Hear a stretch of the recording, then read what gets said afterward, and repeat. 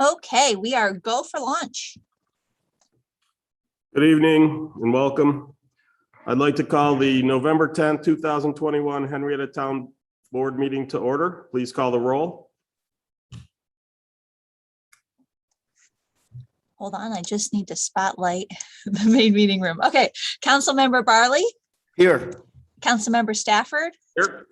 Councilmember Safranek, Here. Councilmember Bolsner, Here. Supervisor Schultz. Here. As tomorrow is Veterans Day, during our traditional silent prayer and pledge of allegiance, I'd like you to think about all the veterans who have served our country and continue to serve our country, including those who are currently in the armed forces and hopefully one day will be veterans themselves. And I also would like to mention, sadly, we lost Michelle Taylor, our former director of IT, passed away. I think it was yesterday or today. So again, if you could have her family in your prayers, I would appreciate it. So again, we'll rise for a silent prayer followed by the pledge of allegiance to the flag.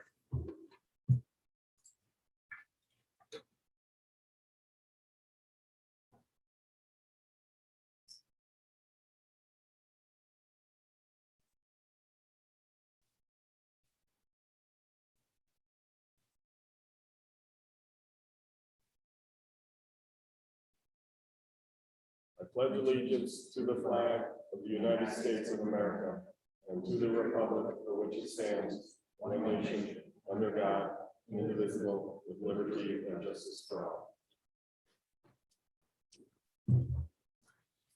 Thank you.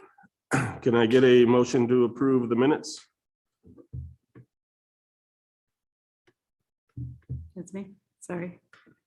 I'd like to make motion to approve the minutes of the October 27th, 2021 meeting. Seconded. Any discussion? Hearing none, please call the roll. Councilmember Barley, Aye. Councilmember Stafford, Aye. Councilmember Safranek, Aye. Councilmember Bolsner, Aye.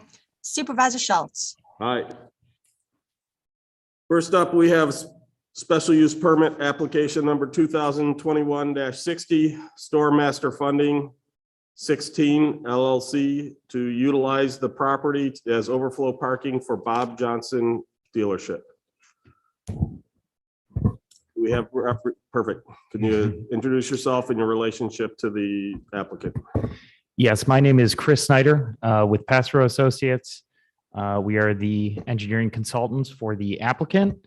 John Love of Store Master Funding LLC. I believe he is with us here today. Oh, you're here? Okay. It's Evan Stark, General Manager of Bob Johnson Group. Great, thank you. So just to describe a little bit of the project, the property is 3861 West Henrietta Road. It was a former Pizza Hut restaurant, which is currently vacant. It's just under an acre in size, 0.8 acres. The proposed use is for a vehicle overflow lot, which is specially permitted in the B1 commercial district. The site will be abated. The existing building will be demolished prior to repaving the lot. And the use of the existing gated access points for transporting vehicles to and from that lot will be utilized. So it'll be the same footprint. Offloading of vehicles will take place on private property. That was a comment that did come in. And the concept plan shows roughly 70 parking spaces at this time. And that's it. Do you think there's plans at some point in the future to incorporate this into one of the two dealerships that surrounds it? I would leave that to the applicant. So there is a potential for the parking spaces to be incorporated into one of the others. There isn't an existing plan for it yet, other than to remove the eyesore and have it available. Sounds good. Questions? Evan, all new cars parked there? So these ones, the only thing that would be parked there would be either new car or retail ready use, nothing like, not like wholesale stuff to get, waiting to get picked up. None of that. Okay. Because they're on Dealership Row, they actually could, if they wanted to, apply for a used car lot. So just to be Right, clear. but because it's Right. storage, because it's storage, we normally, and correct me if I'm wrong, it's usually new cars and there's no selling going on those. Correct. Correct. So. Yep. Yeah, they're nothing there for retail sale, there for storage. Okay, thank you.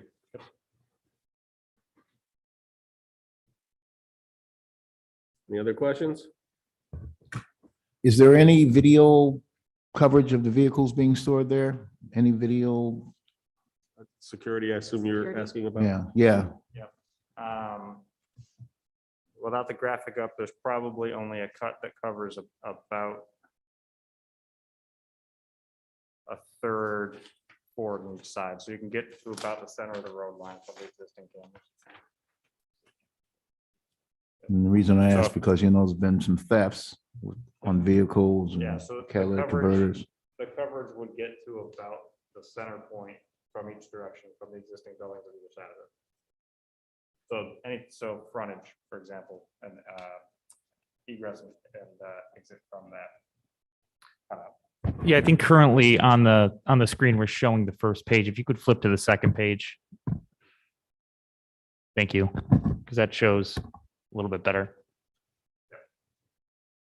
Yeah, so you could get to just about the center of the curb cut from the existing buildings on either side of it. Okay, thank you. No other questions from me.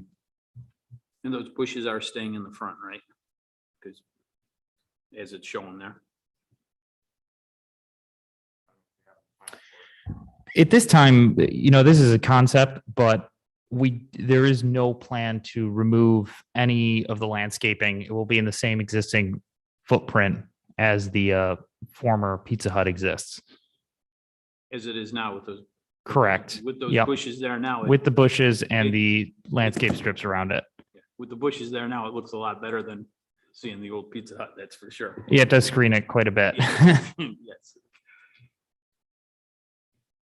Any other questions? Anything from the public? Either in person or online?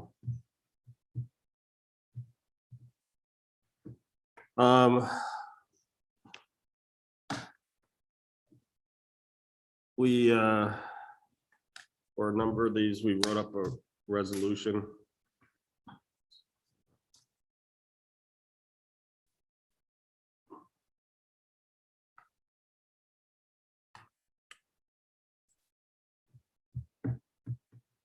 If anybody wants to Okay. see, are they? Numerically, they're at the end, but that's just because if they're not used, we don't have to throw out the numbers, but Okay. So if we're somebody just- would like to make a motion, feel free to move with the resolution 22-321. I'll make a motion to approve resolution on resolution 23-321, 2021 to issue a negative declaration and approve special use permit application 2021-060 for Store Master Funding 16 LLC to utilize the property at 3861 West Henrietta Road as overflow parking for the Bob Johnson dealerships. Second. Discussion? Hearing none, please call the roll. Councilmember Barley, Aye. Councilmember Stafford, Aye. Councilmember Safranik, Aye. Councilmember Bolzner, Aye. Supervisor Schultz. Aye. Thank you very much. Thank you. Congratulations, and we look forward to the Yeah, being eyesore cleaned going up. down. Yeah. Yeah, Thank you. that's right.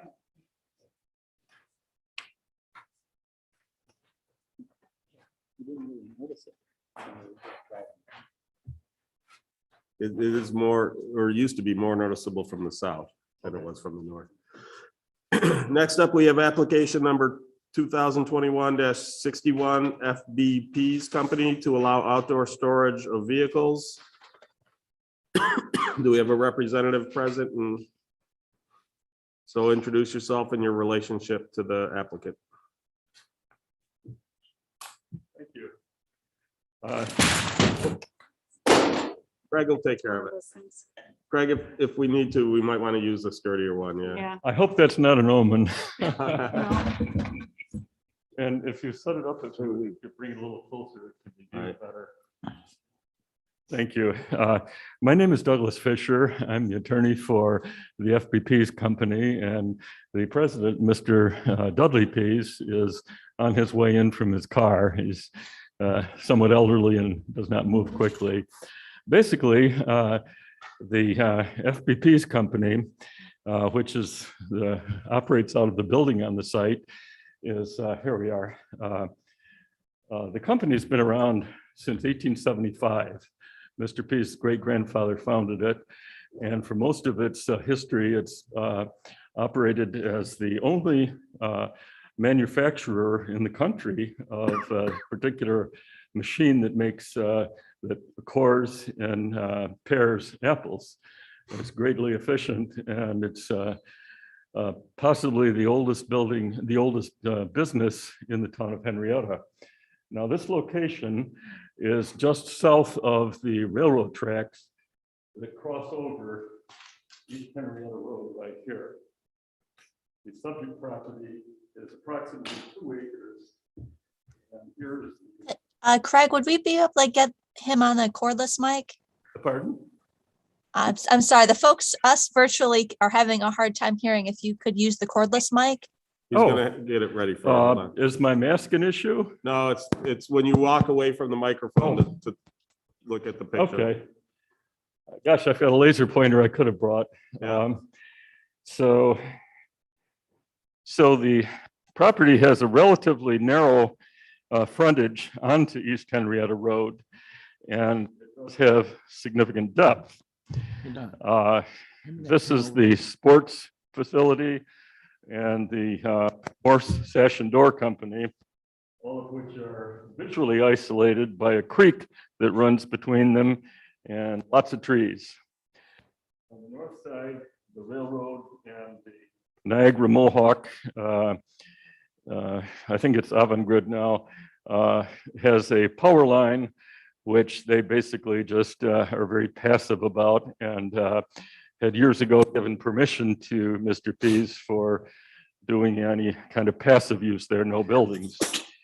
The application today is not for a building. I know the fire marshal made some comments that related to buildings in case that's what we were contemplating doing, but no, that's not the case. It's just purely passive storage of some vehicles. Now, within the factory building is some space is leased to Sherman's Auto Service, and he does repairs of vehicles there. And then they're, back queued up outside, and then brings them into repair and then takes them back out. He has had some difficulties this past 2 years because with the COVID situation, there's been major supply problems. As you may have heard, used cars are much more expensive to get now because they're harder to get because it's hard to get repair parts. And so he has had more cars stored on the premises than has been normal. And Mr. Pease himself has purchased various vehicles also to be repaired by Mr. Sherman.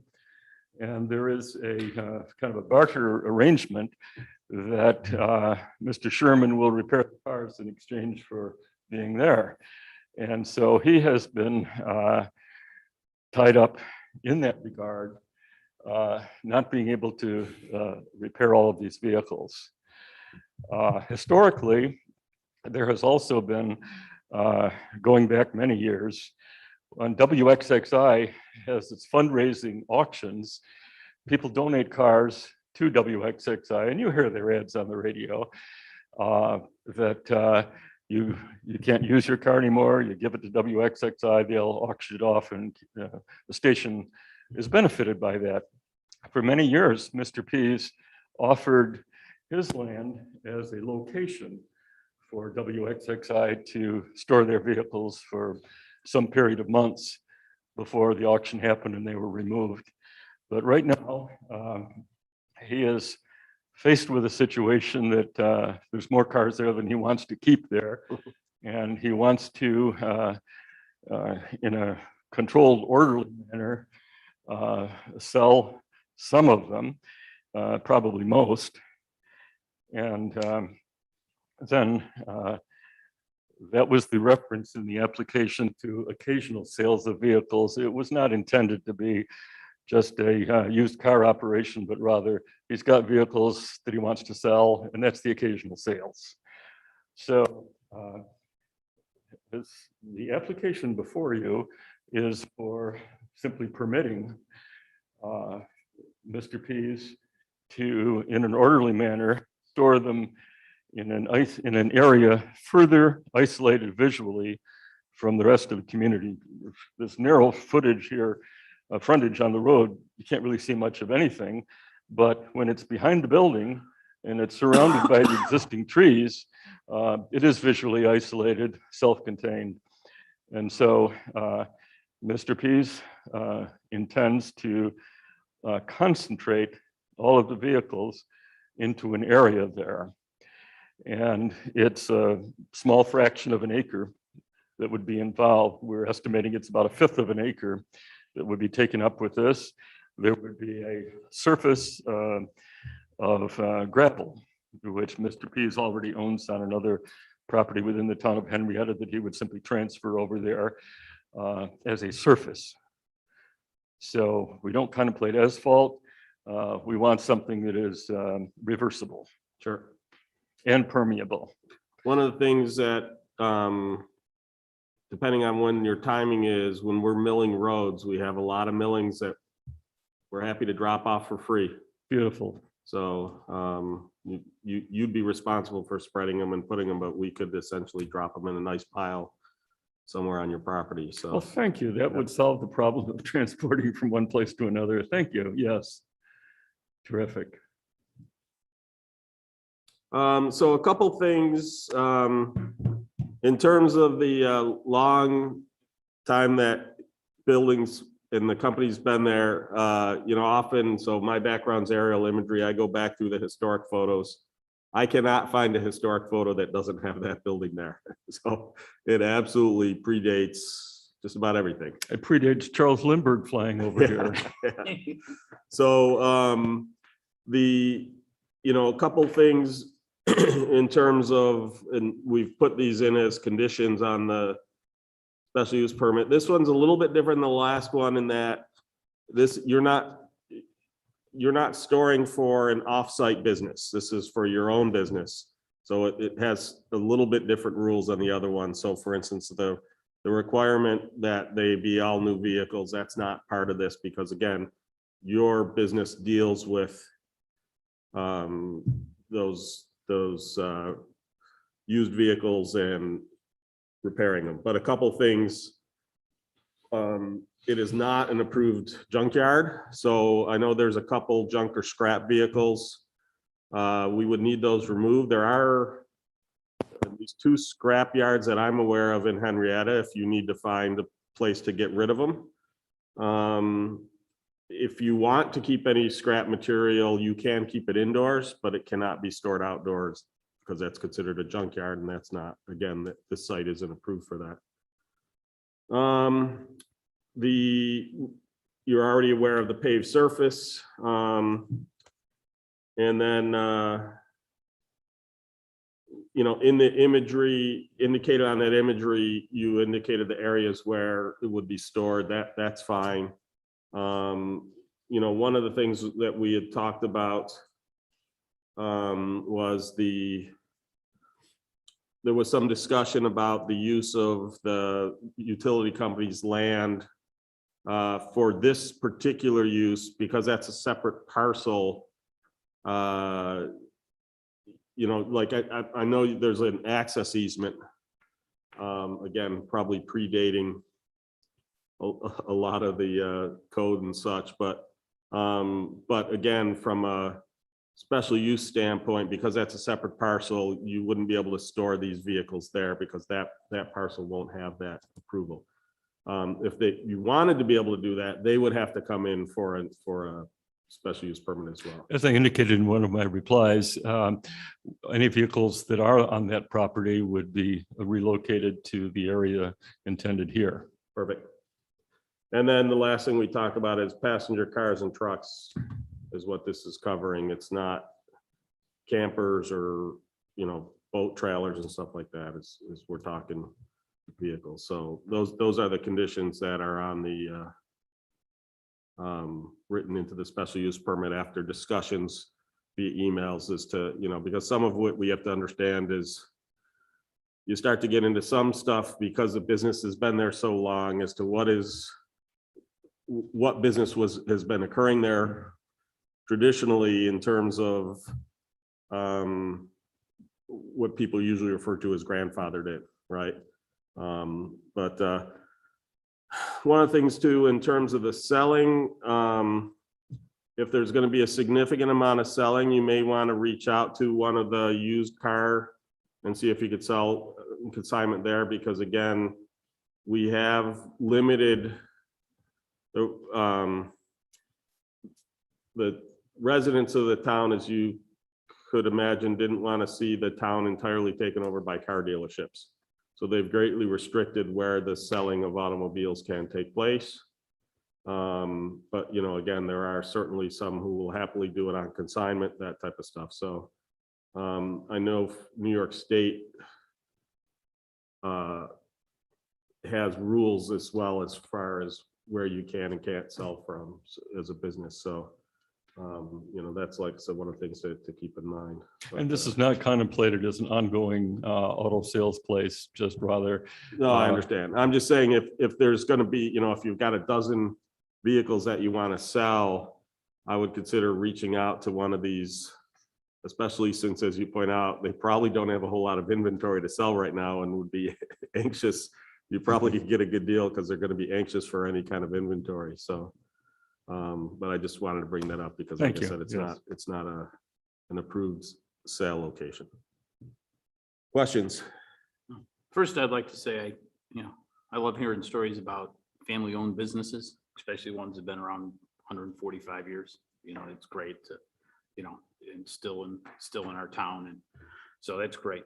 But Thank I can say, when I looked at the application and took a ride over there, as far as that Sherman Auto there, to say that they're waiting on auto parts, I think that's a stretch, because many of those vehicles were there long before COVID, it looks like. I mean, the ones right towards the front, which would be the latest ones in, had some registrations that expired in 18. So,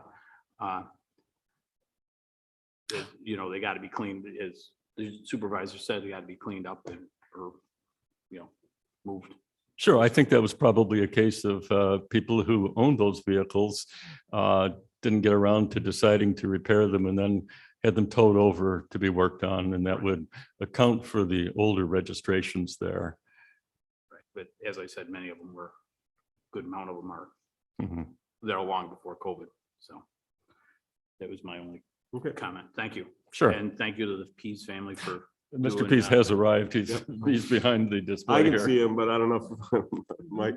Yeah, but I could thank you for doing business in our town for Yep. your family for 100 years, 140 years.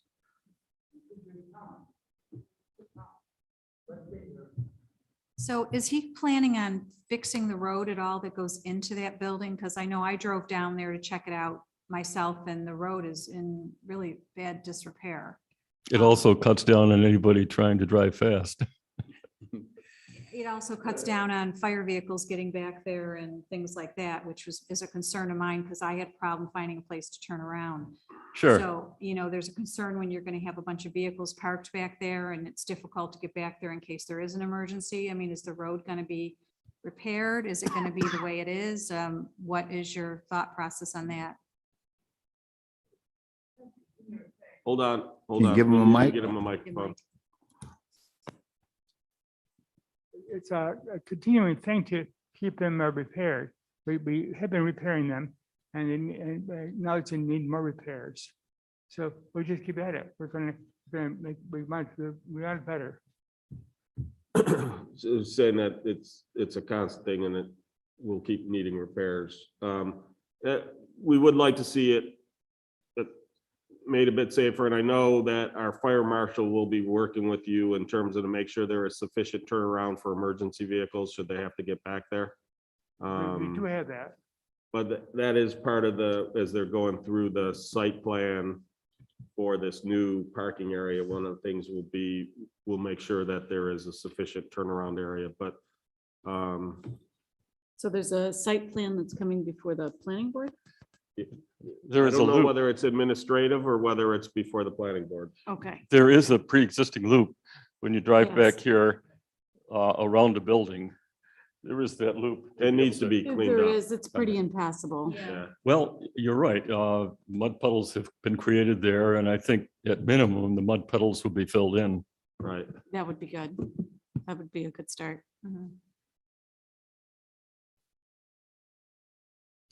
My questions are, well, one, I wouldn't approve this for any sales there. It does need to be cleaned up. Secondly, that building, did it used to have a welding business in it? Yes, the tenant there left several years ago. Okay. All right, that's the only question I have. Any questions from the audience? Coming up? Good evening, Dave Christensen from Calkins Road. And by the way, thank you so much for having such a long-term business. That's not easy in this day and age. The two questions that I have, number one, is that going to eliminate the used cars sitting on the edge? Okay. Commonly, when I drive by, because my office is up around the corner, there's used cars, okay, sitting there. If you go to Google's road right now, there's a red car sitting there, et cetera. Could you know, point out where you see the cars on this? Right along the road. Okay. Yeah, to answer your question, Just south of the driveway usually. to answer your question, yes. Okay, those will be eliminated. Yep. Okay, and the second part of that, when they do put them in the back of here, because the age that you just brought up, okay, is there going to be protections against hazardous materials leaking and dripping from these vehicles into the property? Protections such as? Oil, antifreeze, So I know what you're talking about, the fluids. What type of protections are you suggesting be put in place? anything that'll block it from going into the soil to have long-term adverse effects. That's a question that will have to come up at planning. with Take the a look at it engineering is all I ask for. Yep. Okay, because after the car company left, as the welder has left, okay, we don't want adverse chemicals staining the ground, so to speak. Yep. Thank you. Thank you. Is there, do they say a creek that runs behind there too? Another question? There's another question from a guy coming up. I don't see one, but. State your name. Said that. Mike Johnson. I own the Rochester Sports Car in the lot next to Horde. Yeah. My only concern is the junk cars. And I think you're addressing that, but Great, that's a concern. Besides that, I have no problem. great. Thank you. Thank you. Thanks, Mr. Johnson. Thank you. Thank you very much. I'm just checking it now, Mike, but I don't know why I thought. I'm not sure why. it's actually on a steep hill because it goes uphill to the, Right. Yeah, I don't know why I thought there was some. well, some of the puddles back there are almost. there the are size puddles, of but that. not, Mixing them up for streams. I think my minivan almost went. Do we have can we, or should we set a deadline or a date by when we can maybe revisit this and anticipate that a lot of those junk vehicles might be cleaned up and. we more can, organized? that's actually something that code enforcement typically tackles, but Okay, I don't know what date we would suggest. Kevin Wilson, are you on? Yes, I am. Do you think that date would help or hinder your work on this? It definitely would be would help to have a end date for reinspection, yes. Do we have a suggestion? I don't have, I mean, we're getting into winter time, so I don't know if there's any more millings available from the town I think that's over for the year. I would suggest probably, it's like you said, it's been there for 100 years. So if we get into next spring, I don't see an issue with that. Next July 1st. I was thinking a little sooner than that, but We can do a progress inspection, let's say in May. okay, that works for me. But couldn't some of the junk vehicles be removed now that they're not gonna, I mean, They, sooner than they, later? some of the, yeah, the junk vehicles could be done sooner. The road repairs are obviously gonna take longer, and the new parking Yes. area. Mhm.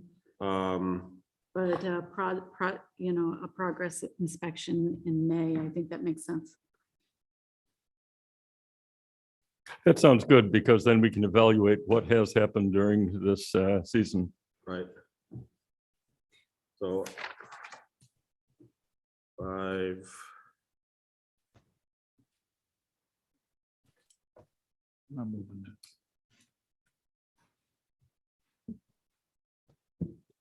Inspection. Just writing down what we're gonna add to the resolution.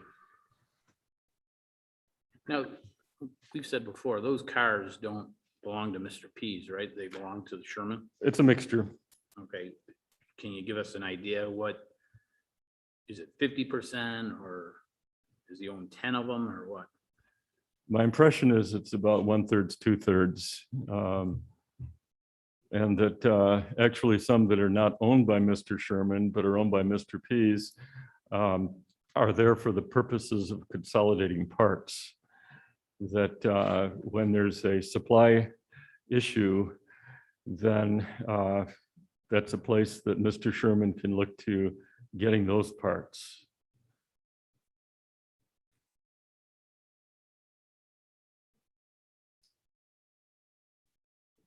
But that's not something that we want to be continuing with.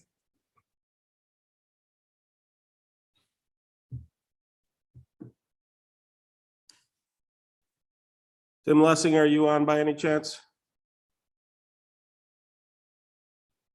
Yes, I am. Good. When do millings typically first become available? Typically, we start in May. Great. Okay, so what I'm gonna do is, based on comments here, both from the board and from the residents, I'm actually gonna set 2 evaluation dates.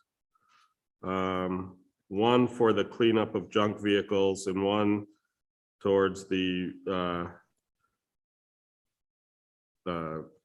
repair of roads and additional parking.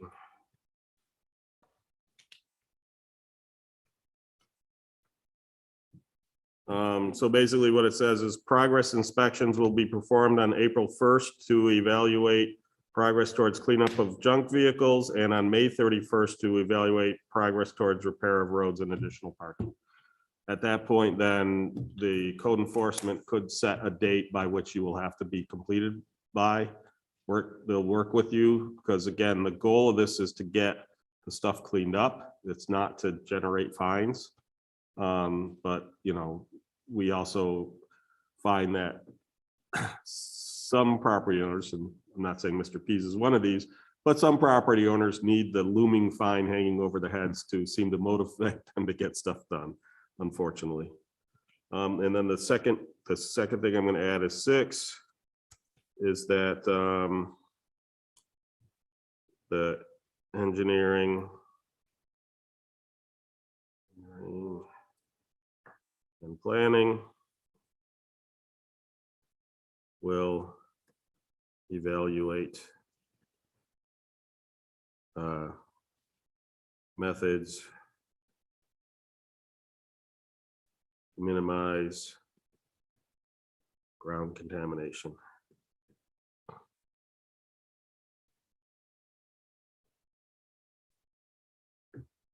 There's no misunderstanding. There's no car sales there, correct?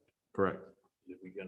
Is that, I'm looking at the pictures right now, is that in the I'm looking at the images. Is that in the resolution, no car sales? Yeah. Okay, I'm not on that one yet. But I got a question. What is? do you know what Now, that is? we would want to downsize the number of vehicles by selling them, but That's a shame. but not to bring it back as a regular recurring sales operation. Tin roof, rusted. So I'm sorry, can you clarify that? So you said that you want to sell the vehicles, but vehicles cannot be sold on this property, is that correct? Well, it'd be like you've got an extra car, you've just bought a new car yourself, and you've got your other car at your home, and you no longer need it. You want to be able to sell it without having your home declared a used car lot for sales purposes.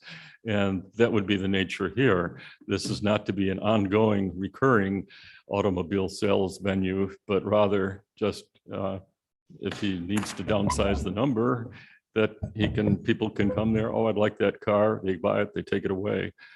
It's really a means of serving the community goal of reducing the number of cars. We're trying to prevent cars from being sold at this site at all. At all, not even just preventing the recurring sale, refill sale. And Councilman, I spoke too soon. It's actually not a condition yet in the It's not existing in there, resolution. yeah. Yeah, I thought it considered writing in there, but I wasn't sure where everyone stood, so I didn't put it in there. I believe was there something from the code enforcement in regards to sales? I mean, What is- this is what he said is the reason I didn't put it in there because, you know, you can sell a used car theoretically from your property if you don't need it anymore. The problem is if it's a used car sales operation or business. It's not an operation, no. Well, And then that becomes a gray area when it's not an individual selling the car, it's a business that has a bunch of cars sitting there. Exactly. yeah, Um, I mean, I know I've gone by and I've seen sometimes there'll be several cars that are out front for sale. And, you know, it's a rotating stock of cars for sale out front. So what would be the guidelines in this particular? Well, the best solution there is to establish a setback that cars cannot be on display closer than X number They of feet can't from be the on road. display at all, though. As Then soon you're as you creating start used doing that, you've crossed the line into a used car sales lot. So it's one thing if someone's coming in for, you know, you're essentially selling them online and they're picking them up there, that's one thing. But when you're actively selling on the site, that's where you really cross the line. Again, I would strongly encourage you to reach out to, you know, there's a bunch of used car dealers on West Henrietta Road. Find one that you like.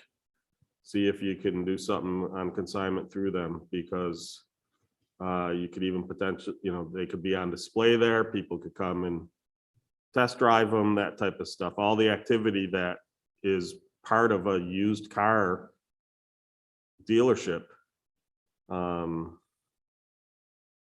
You know, again, as the town attorney points out, it's one thing if this, you know, if it's somebody's home, even then we run into issues where you have people who routinely go up, buy used cars and sell them from their house, and it causes an issue. So I get it, one or two, but you know, we're talking a bunch here. We're not talking one or two. So I really think you need to work with find a used car dealership or something, or, you know, whether there's, again, an online service where you're not doing the used car selling at the lot. There's a bunch of these that, you know, essentially they work out the deal, they come and they pick up the car and it's gone, so. So what sort of, can we deal with that in this particular resolution? No display of vehicles at from the road, or? I don't know how you would word it. So for right now, I started writing car sales business operations are not permitted at the property. Cars shall not be displayed for sale at the property. And I wanted to put something else in there about signage. And no signage shall be used for the selling of, I'm gonna replace cars with vehicles Okay. at Sure. the property. The only sign on the premises is Sherman Auto Service for his repair operation. Yeah. Right. But when the vehicles are for sale out front, I believe Right. there is a sign in the vehicles that says for sale. Oh, okay. I haven't seen that in a while, but I think that the sign was in, as you say, inside the vehicle. Does that constitute a sign under the town sign code? You really want to It- legislate that here now? Well, I'll say it doesn't matter because Doesn't you're not matter. allowed to operate a car sales business. on the Sure. property. Okay, But I will say there is a section of town code that expressly addresses that if the sign is on the vehicle with the purpose of drawing the people into the business, it does count as a sign. excellent. I hadn't business. researched that as well as you had. So once do we have an idea as to a limit to the number of vehicles to be stored at this particular location? I know it's still in process and we don't know. No, I know that. That's, yeah, that's one of the ones that. I think the way we looked at dealing with this is just to have them kept in the area displayed on their map there. Okay. Which is up earlier. They had Mhm. that area and bracketed.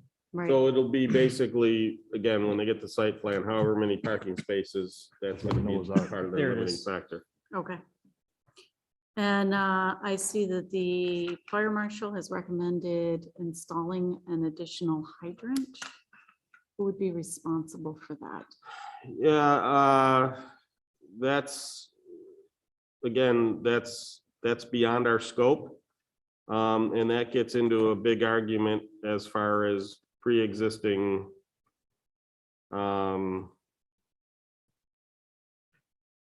That's currently up for discussion, let's put it that way. Okay. But again, that's the fire marshal scope, not the special, that's nothing really to deal with the special use permit. If he determines and can demonstrate by point of law that it has to be there, then it has to be there, but. Sure, and one consideration, of course, is if gasoline is the issue about a fire hazard, pouring water on a gasoline fire makes the fire spread. Understood. Like I said, that's not the purview of this board to deal with the fire code issues.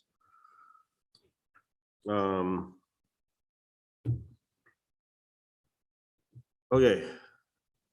Don, do you have my I have, clauses? I don't have the exact wording of what you said, no. My scribble. Put it right here. Thank you.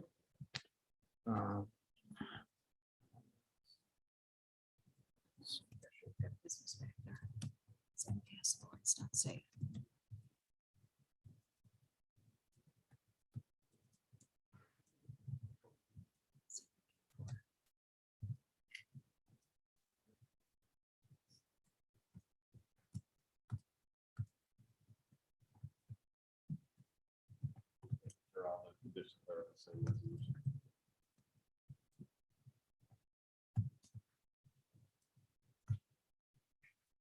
So this G or 6. We can talk about this as a group on that one. if That's okay. But I got them. We want to see that it's addressed by engineering, whether that's it. Again. Chris Martin. Are you on? Yep, I'm on. Fire away. Are we looking at was this administrative or was this going in front of planning board? Have you gotten that far yet? We haven't really seen it yet, except for the special use permit, but if they're just expanding a parking lot, that certainly fits our administrative site plan process. So that's what I would recommend.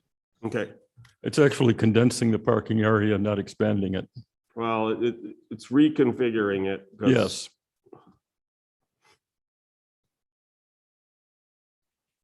So are you saying there's a parking area there already?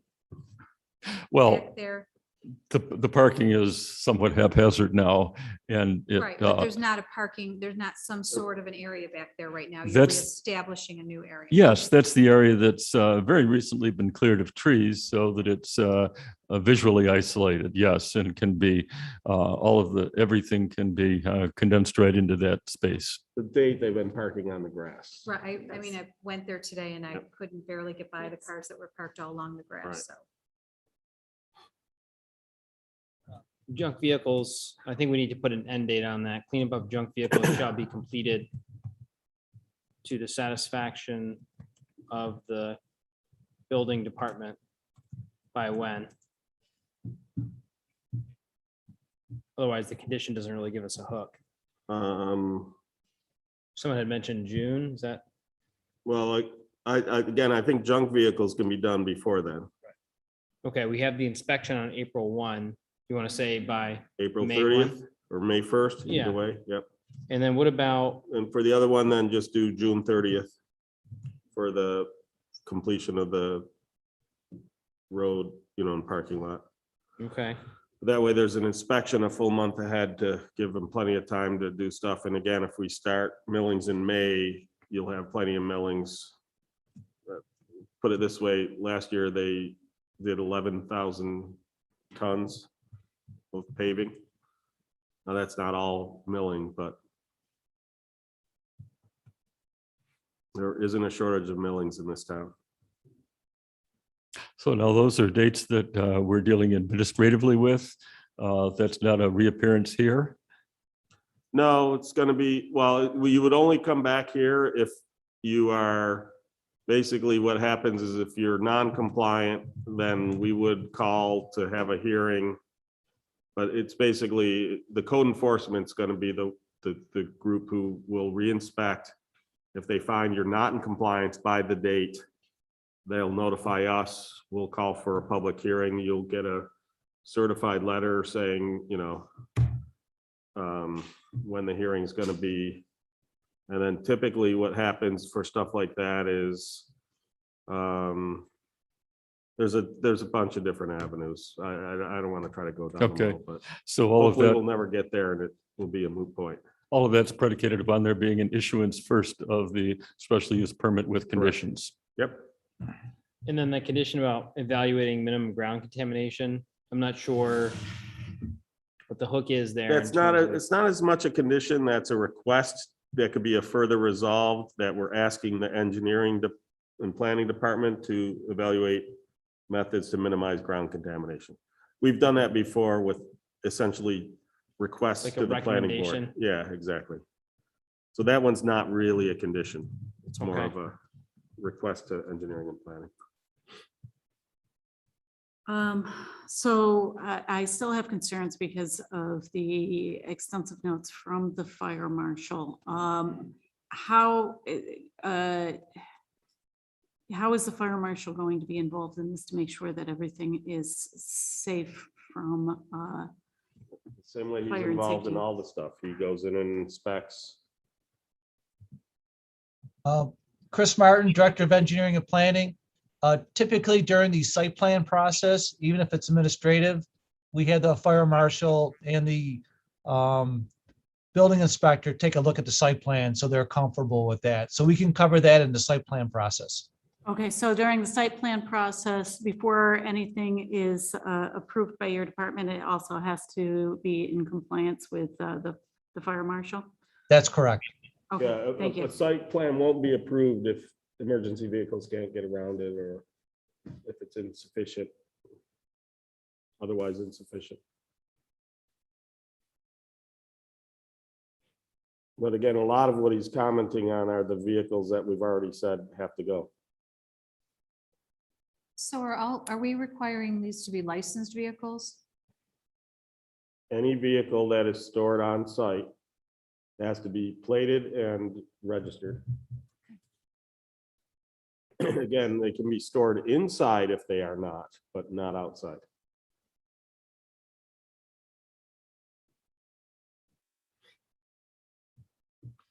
Anything else?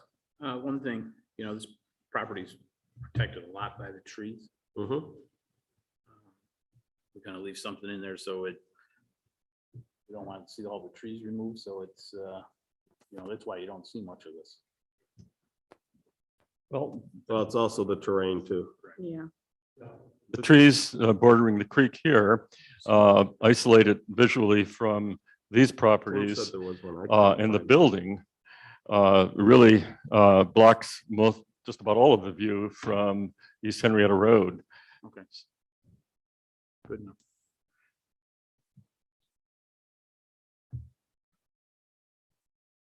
Where precisely does that creek run? Because I can't see it on here. Because of the trees. Yeah, I'm sure.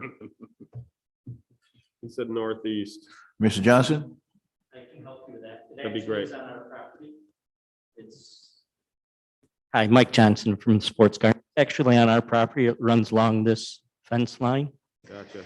We are in the process of taking some of those trees out so that we can better maintain that. It's a drainage ditch so that we can keep that better maintained. We won't take all of them out, but we're going to thin it out. But I can say this area is pretty isolated where they're talking. Great. Thank you. Yep. Probably should have gone to the county GIS. I'd be able to see it without the leaves. Okay. All right, you want to read it? Yep. Well, go ahead and read the motion and I'll just move as read. Okay. Since it's like, do you want me to read the entire thing or just the changes? Just the changes. All right, so we have the resolution as written, presented before the board, prepared for the board this evening. Change as follows: by adding an additional resolve that says during the administrative site plan process, engineering and planning is requested to evaluate methods to minimize ground contamination. And then we have the original 4 conditions dealing with no junk vehicles needing to be parked on a paved surface. Number 3, needing to be parked in the area indicated on the imagery. Number 4, that only passenger cars and trucks may be kept at the property pursuant to the permit. And then we have 2 new conditions added. Number 5 is as follows. Progress inspections will be performed 1 on April 1st to evaluate progress towards cleanup of junk vehicles, and 2 on May 31st to evaluate progress towards repair of and additional parking. Cleanup of junk vehicles shall be completed to the satisfaction of the building department by May 1, 2022. Parking shall be made safe and sufficient to the satisfaction of the building department by June 1, 2022. Vehicle sales business, and then the 6th and final addition here, or the 6th condition, which was added tonight, is vehicle sales business operations are not permitted at the property. Vehicles shall not be displayed for sale at the property. Signage shall not be used for the selling of vehicles at the property, including signage attached to or displayed from the inside of vehicles.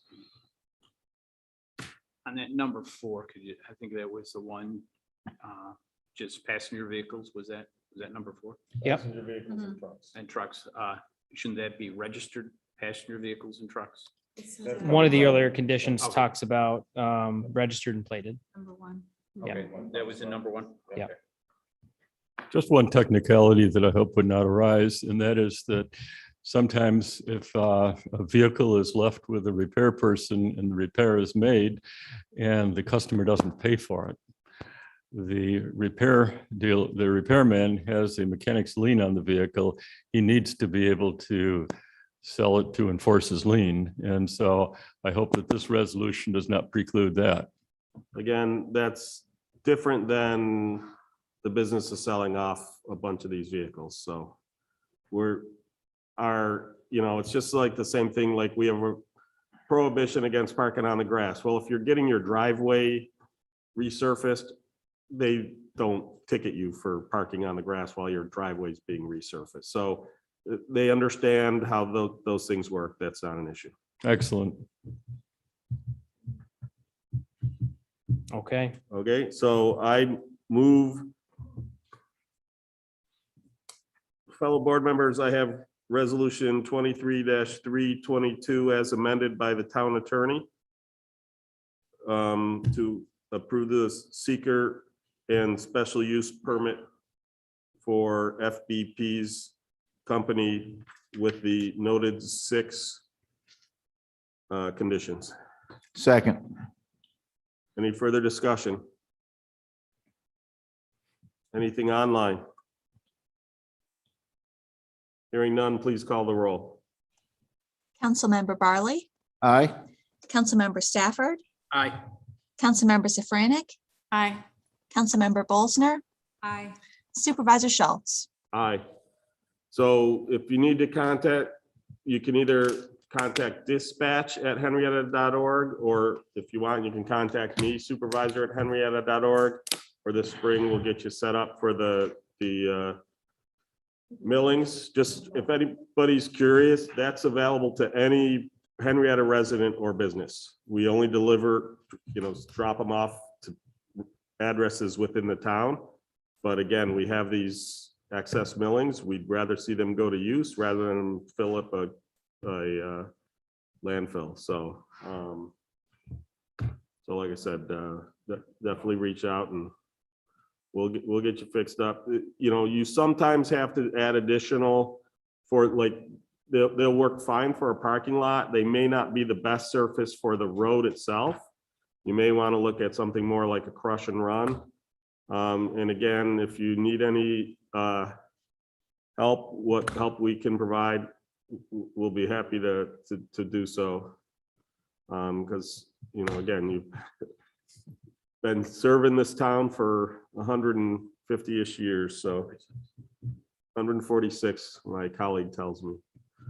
So very much appreciate it. And, again, thank you for staying in town. Oh, thank you very much. We appreciate your reasonable means of working with us. Thank you.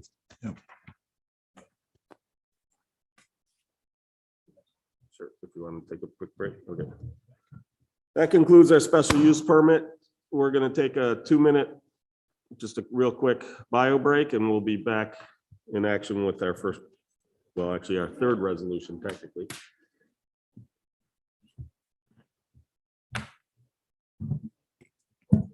Yes. Thank you. Very nice meeting you. Yes, thank you. Thank you. Mhm.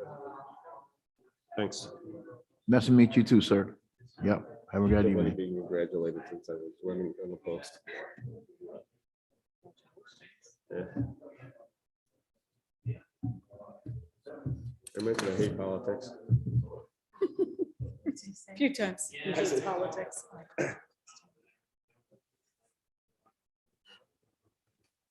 I keep meaning to say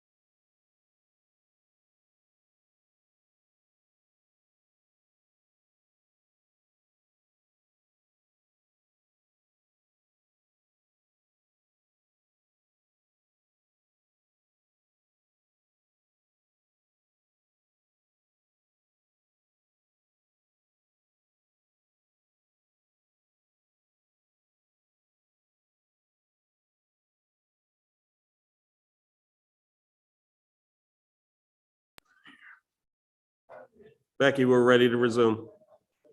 Thank you. Don pointed out I had to be unmuted. Yes, I'm sorry, we couldn't hear you. Yeah, no problem. Don realized it. Millie, can I get our third resolution? Mr. Supervisor, fellow town board members, I have resolution 23-306, 2021 to authorize bills payable for October 28th, 2021 through today, November 10th, 2021. Seconded. So I will note that the large dollar amount on Exhibit A is because there's nearly something like $800,000 went to the New York State retirement for the annual payment for the retirement stuff for our employees.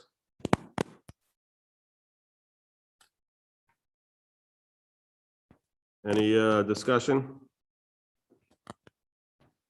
Hearing none, please call the roll. Councilmember Barley. Aye. Councilmember Stafford. Aye. Councilmember Safranik. Aye. Councilmember Bolsner. Aye. Supervisor Schultz. Aye.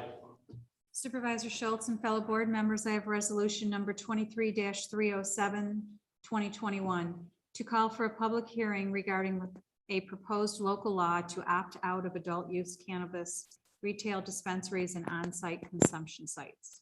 Second. Discussion. So as we've been talking about, it was originally our intention to opt in. And we may still decide whether if this is a public hearing, we've got to hear arguments, but one of the problems that has been happening, very little communication has been coming from the Office of Cannabis Management. So we don't know all the details yet. So it's kind of hard to make some decisions regarding the rules. I will say that from reading all the stuff, they are making it really tough to opt out. Like if you opt out and send your local law to the New York State Department of State, you're not out. You also have to send it to the Office of Cannabis Management. There's a whole bunch of hurdles. So, but one of the things that we'll be doing, and that'll be in the next resolution, is we are going to get some of the initial stuff into our town zoning ahead of time. So that way, if we suddenly find out that we're opted in, we'll already have the zoning in place. So no one will be able to say, hey, my shop predated the zoning. So that's one of the things we've talked about, and we'll probably see some refinement as time goes on. And once we better understand what we can and can't regulate from the Office of Cannabis Management, but until such time as we get some more guidance, I just don't see how it's going to be tough. The thing I will note is that the opt-out only is with regards to dispensaries, which are akin to liquor stores, and consumption establishments, which are akin to bars. It does not affect agricultural growing. It does not affect home growing. It does not affect personal use. It only affects the sales. Within the town. Within the town. Yeah. Yep. Because there's still the Yeah, so, version. so, right. That's one of the things they haven't even figured out yet, is in theory, if I buy it from a shop in Brighton, I can get the, I don't know what they would call it, Uber Pots, I don't like Uber Eats, but where they would deliver it to your house. So it doesn't even, it gets questionable how much you're actually restricting. At which point then it begs the question, well, if you can't keep it out, does it make sense to then turn down the benefits, which are that they are taxing? There is a 13% tax on the cannabis sales. 9% of that goes to the state. 4% of that goes to localities, of which 1% goes to the county, the other 3% goes to the municipality, and that can be used for, I don't think there's any restrictions on it, but what it's, the idea behind it is it can be used for things like education, training, rehab programs, things like that. So, you know, as we get to this, like I said, that's part of why it was always our discussion to opt in, and we may still decide to do it if, depending on how tough the opt-out gets. And again, seeing what feedback we get from residents next meeting, but it's frustrating to us that here we are a year later and they still haven't come out with a whole lot of guidance from the OCM. So any questions, comments? Anything online? Hearing none, please call the roll. Councilmember Barley, Aye. Councilmember Stafford, Aye. Councilmember Safranik, Aye. Councilmember Bolsner, Aye. Supervisor Schultz. Aye. I know we have Barb Christensen in the audience that wanted to speak. I don't know if I should go ahead and move this first or have you come up and read the letter from the Rush Henrietta Health and Safety Coalition. Why don't you do that before? You don't have the letter? I don't have a letter with me. I didn't Okay. sign up to speak, so I didn't come prepared to do that. Okay. Obviously that it is a concern. We have a coalition of businesses, you know, town officials, other agencies, the school district and so forth. And the concern really is around youth use and making sure that our community remains safe for our youth. Right. We also are very concerned about any driving under the influence, which is already going up. And, you know, so we are concerned about the fact that, you know, this is Right. coming. Right. You know, the other thing is, and I know that, you know, Supervisor Schultz, you spoke about the fact that it is only about retail sales and you know, use on site for different places. But the reality is that it's more than that. It really is also about the image that it portrays of our community when it comes to our youth. And yes, we may not be able to stop the fact that people can grow it themselves. It's now in the state law. And, you know, there are some other things that we may not be able to control. But that is one thing we can control. And, you know, I'm really worried about the message that this sends to our youth and to our community. So, you know, just something to keep in mind as we consider this. Right. Well, thanks for that. I know the coalition will have plenty of time to speak during the public hearing that we'll have later, but it's nice to have you here to speak on it. Thank you. Yep. I do have a hand raised as well. I don't want to know if you want to hear from them now or wait. It's a little out of order hearing these now because we don't actually have a motion on the table, but why don't we get this next resolution read in? And then it can be part of that discussion. All right, fellow board members and Supervisor Schultz, I have resolution 23-308, 2021 to call for a public hearing for a proposed local law to amend the Henrietta zoning code to address adult use cannabis retail dispensaries and on-site consumption sites. Second. Okay. We'll start with the person who had their hand raised. That would be Ryan Martin. Let me allow them to talk. Hello, my name is Ryan Martin. I'm a Rush resident and I also have a business in the regional market that is a CBD business. So I'm obviously partial to opting in for the cannabis situation here in Henrietta. I just want to state a couple things that some of the laws aren't in place, obviously, because we had a new governor step in, but things are on track to go with the cannabis board. I just want to say one thing to everybody who's listening and who's here. Any town or any person who is in favor of opting out is also knowingly or unknowingly supporting the black market of cannabis. So I just wanted to mention that. to people because cannabis is here and it's been in this country. There's many states where we can look at, data like the out west where things are more, cannabis friendly, I should say right now. So I just want people to, open their eyes a little bit for the concern of people or kids. That's why we need these places, because kids will not be able to purchase cannabis. You have to be 21 years old to do so in any of these facilities. So that could curtail the kids' use or being exposed to it. So thank you for your time, everyone, and have a great evening. Thank you. Comments?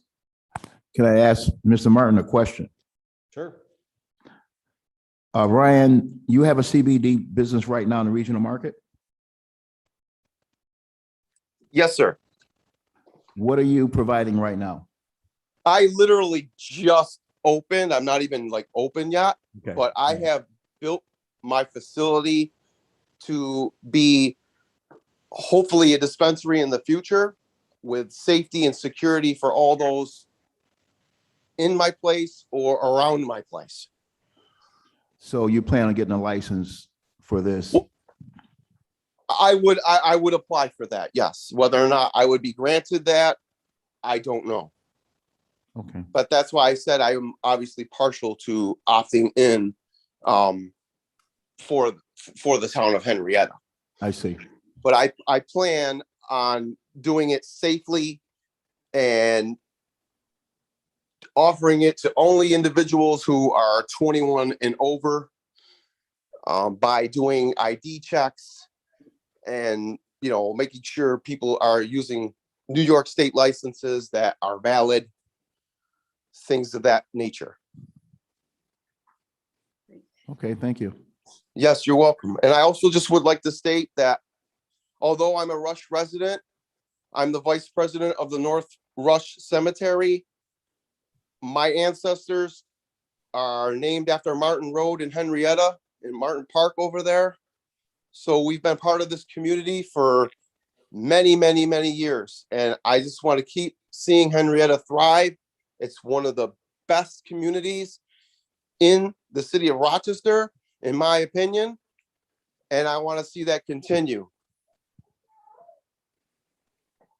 Thank you.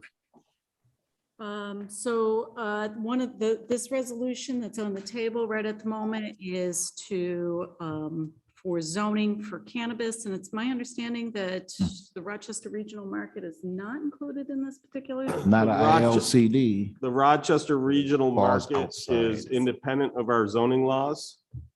They are, Farmers.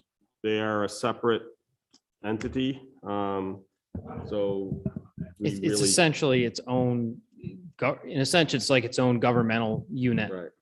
Oh, okay. That's Yeah. interesting. So So- it's not subject to our zoning laws. Because the ag, Generally, it's not subject to our zoning laws. There's certain things that they are and aren't, and But on the whole, yeah, they're not subject to our zoning laws. Okay, interesting. but that's why like you don't see special use permits for restaurants opening up there. They don't Right. come to here. They don't need to, because again, it's up to them whether they allow it or not up Okay. to us.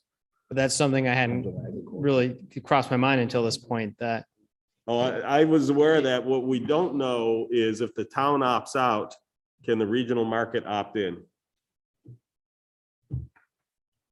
Ryan, you still well, there? I think the regional market's in the town, so. Right, I understand. Yes, I'm here listening. So I think that's the analysis. Yeah, but Yeah, my belief is that if Ag and Markets wanted to do a little test run, that they might be able to. I mean, obviously, agricultural markets, I would think, would support cannabis because it is a plant. So, that's my opinion on it. yeah, so just so people are aware of what the local law, what we're putting forth is that we're basically saying cannabis, retail dispensaries and on-site consumption establishments are for prohibited use in all zones except for the ILCD adult entertainment zones, of which there are 4 of those in town. Now, again, that does not govern the regional market. They are essentially their own zoning entity. It's up to the regional market as to whether they allow those types of shops or not us. That's just, and again, the reason I want this in here is I don't want us to find a scenario where, for whatever reason, so let's say the New York State decides, you know what, we changed our mind, municipalities cannot opt out. They are automatically in. Let's say that happens. I don't want to have a situation where someone then immediately applies for a special use permit on, Jefferson Road, next to Yeah. or something, whatever, but the point being that they can't say, well, your zoning didn't prohibit it. The one thing that the OCM has made clear is it's not fully clear as to what other rules the town will be able to set, but the one thing that they did make clear is that they will be paying attention to zoning laws. So again, as long as our zoning laws are legal, which means we have places in town where they can set up shop, then we'll be covered by that. Now, again, going back to, will this be the extent of it in the future? That I can't answer. Like, some of what we're looking at is, can we, for instance, differentiate between what I'll call the head shop versus the nutritional supplement type store, the high end, somebody referred to them as looking like an Apple store, the high end. I don't know. Again, there's not enough stuff out here yet for us to know those answers, what we're going to want to do, but we wanted to have at least a minimum in place so that we are protected no matter what happens. So what that brings to my mind is the CBD business that's next to what used to be the Xerox Credit Union near the post office. And to go in there, you need a medical marijuana license to buy it. I'm just wondering if these facilities will now get licensed to do everything else that the state will let them do. If they get licensed for, our zoning law will apply. So if our zoning law says you can't retail marijuana, cannabis, if you can't retail cannabis in the commercial zone, then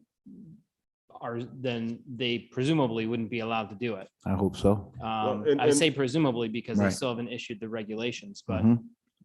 the initial law seems to indicate they're going to respect our zoning law. So if we say not allowed retail in C zone, and this is in C zone, they can Right. continue with the medical because that's medical, it's Right. allowed now, but they can't supplement it with commercial. Same thing with any other existing CBD shops in commercial. Okay. Genesee regional market is a different story.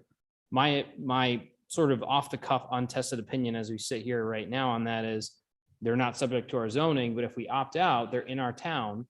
Our opt out is not a zoning law. So presumably if we opt out, they won't be able to sell cannabis there. Now that's kind of a theory at this point because I haven't researched it, but that's a theory at least. And it also might become a case of first impression. Yes. Right? Or there might another town who has, we're certainly not the only ones who have a regional market. So we'll have to see. Interesting. All right, and I got a quick question for you. Does your town have any restrictions on CBD shops currently? Do you know? My town, you mean Rush? Yes. I'm not really sure if Rush has any. There's nothing out here really in Rush, so I don't know. I don't know. What I can tell you guys is that I did attend a seminar a couple weeks ago that we got to speak with one of the people on the actual cannabis board, and they are going to be treating it similar to liquor stores where you can't be 500 to like 1,000 feet from a school. or daycare, any type of places of worship, or any types of places where kids may congregate? Oh, I don't think you're gonna have to worry about that in Henrietta. No, right, yeah, I know. I just wanted to just let you guys know some of the information that I've been gathering over the past year.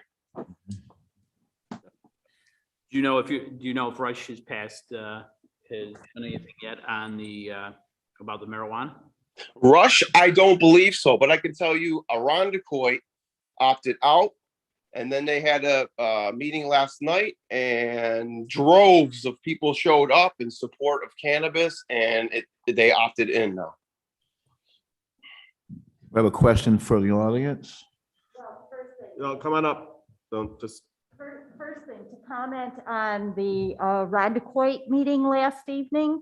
One of the reasons why droves of people lined up and so forth at the meeting was because many of those people were from the Buffalo and Albany area, not residents of Arundecoit. Mhm. So I think that's something to keep in mind. yep, Thank you. coming up. Introduce yourself. Again, Dave Christensen, Calkins Road, Henrietta. In the situation that if Henrietta opts in, okay, number one, will there be setting parameters either by the state or local for the people that are employed at these stores to classify and clarify the people are acceptable to buy? In other words, we've already mentioned age. What if some stoner comes in there? He drives in there, you shouldn't be driving, and he's buying more cannabis. Okay, will the employees be pre-qualified and checked that they have the ability to quantify who's buying the product from the store? So those are questions for the state. That's not, all we're really allowed to do in town is decide where it can go in terms of zoning. The state regulates all that stuff with alcohol. The state would regulate the same type of stuff with cannabis. Okay, and concern as a stoner coming in, because we I recently understand. had a death, okay, a traffic incident by DWI by cannabis, okay, within the county. Don't want to see that happening in Monroe County I suspect. and Henrietta. I suspect with the strength of the lawyer lobby that you will have similar dram shop laws with the pot, just like you do with liquor. That if a establishment serves an obviously drunk individual, they can be sued for any damage that that individual does. I will be shocked if there isn't the same thing with cannabis. But again, to Don's point, that's up to the state. We don't have any codes regarding who works at a liquor store or how they do or anything like that. Okay, That's all New York State agreed. Liquor I Authority. just prefer prevention before something happens instead of after the fact, when property and people damage are happening. I agree. I would suggest that you bring that message to Albany because that's where the decision's being made. Sounds like the question you're asking was like a bartender saying, we got to cut you off. We can't have another drink. Right. Yep. I understand that. I'm just saying there's nothing Yeah. in our town code that says a Right. bartender has to True. do that because True. it's not our purview. Right. It's a state's purview. And they've made that very clear that we could like right now, the way it reads, we couldn't say they can't sell, like there's stuff, certain states have rules as to the amount of alcohol content in beer, for instance. Our town can't say you can't sell any beer whose alcohol content is above a particular area. The town can't pass that code. It wouldn't stand. Same thing is true with the marijuana. Okay. They've made that clear that that is the state's purview and not the town's, and like I said, the one area that they have absolutely talked about is that what was the term they said? Where and when? Time, place, and manner. Time, place, and manner, which is zoning. So we can say that, the shops have to close operation by 11 PM or, we can set those kinds of rules up. We can say these zones it's allowed, these zones it's not, this zone it's only allowed with special use permit. We can put parameters on what you have to do for a special use permit.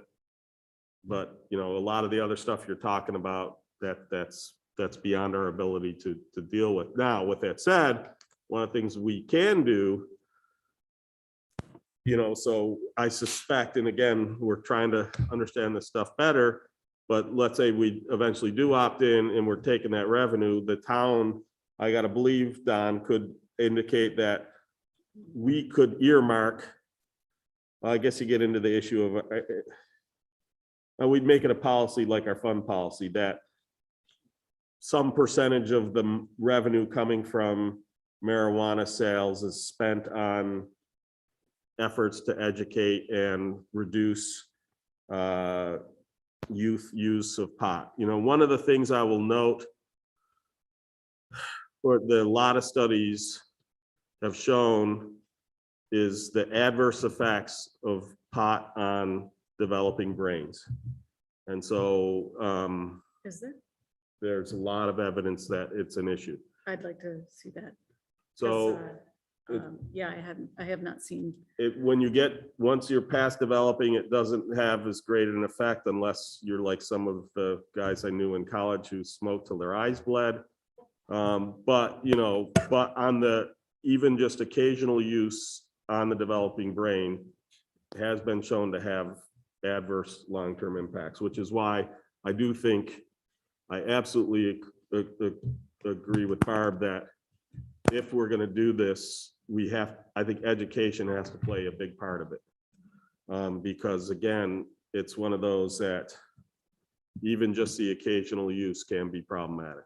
Yeah, I would definitely like to see those studies because I have not heard that. I have actually heard quite the opposite. But I do have concerns, you know, as I've expressed, especially with the forms that the cannabis comes in now, that it's very easy for a small child to get their hands on something that looks like candy and overly ingest and something that could be potentially harmful. So I certainly agree that we would want an educational piece. One of the things that I think was mentioned the other night was that any applications would have to come before this board anyway. Is that correct in my understanding? Is that? And in the allowed use right now, it's only, requires a special use permit. So even within the zoning Even within the locations, ILCD and it would still need to come before us. yes, I would never want to put it in where you didn't have to come in front for a special use permit. One of the things, again, part of what we want to take a look at is what can we put from a regulation in, you know, how much can we differentiate on the different types of establishments? That's what's not clear yet. Again, we get to establish time, place, manner. Right. So I think the manner does cover us, but again, getting information on that is difficult.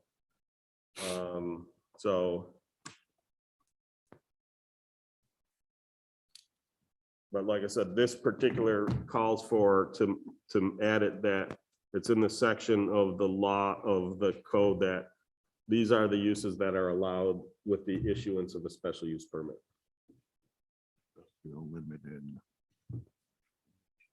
Okay. Anything else? Anything online? Well, it should make for an interesting meeting next week. Hearing no further discussion, please call the roll. Councilmember Barley, Aye. Councilmember Stafford, Aye. Councilmember Safranik, Aye. Councilmember Bolzner, Aye. Supervisor Schultz. Aye. Mr. Supervisor and fellow board members, I'm happy to present Resolution 23-309, 2021 to establish the town of Henrietta as a climate smart community. Second. Discussions. I just can't believe there's still people out there believe that there's no such thing as climate change. That's starting to change. Well, starting, but there's still people out there who I know. buy it. So, Yeah, there's still people out there that believe the earth is flat and we haven't gone to the moon. yep. You're right. We just have to educate our young people and then these changes will happen. Or and it even took so long for some people to believe it. Right. I think, I want to thank particularly Supervisor. I know that this has been something that you've been highly motivated in doing. And Greg Eckert has been the driving force for me for this, Yeah, thank you very much, Craig. And as well as Pat Wardinger and her team. Pat is our the chair of our new sustainability Correct. committee. Yes, so the work that has gone in this past year to bring us to this point, to be able to have this resolution, I really appreciate it, and I'm with Councilmember Stafford. I'm very proud to be able to vote on this. Any discussion from the audience or online? Hearing none, please call the roll. Councilmember Barley, Aye. Councilmember Stafford, Aye. Councilmember Safranik, Aye. Councilmember Bolsner, Aye. Supervisor Schultz. Aye. Fellow board members, I have resolution 23-310, 2021 to ratify and approve the recorded Remelt agricultural conservation easement as part of the Delaware River Solar Project. Second. So as mentioned Monday, basically when the attorneys for Delaware River Solar were going over everything, they noticed we forgot, usually there is a be it further resolved that the town board authorizes the supervisor to sign the easement. We forgot that clause. So the easement has already been enacted. I've already signed it. It's already in place. It's recorded. We're making it official.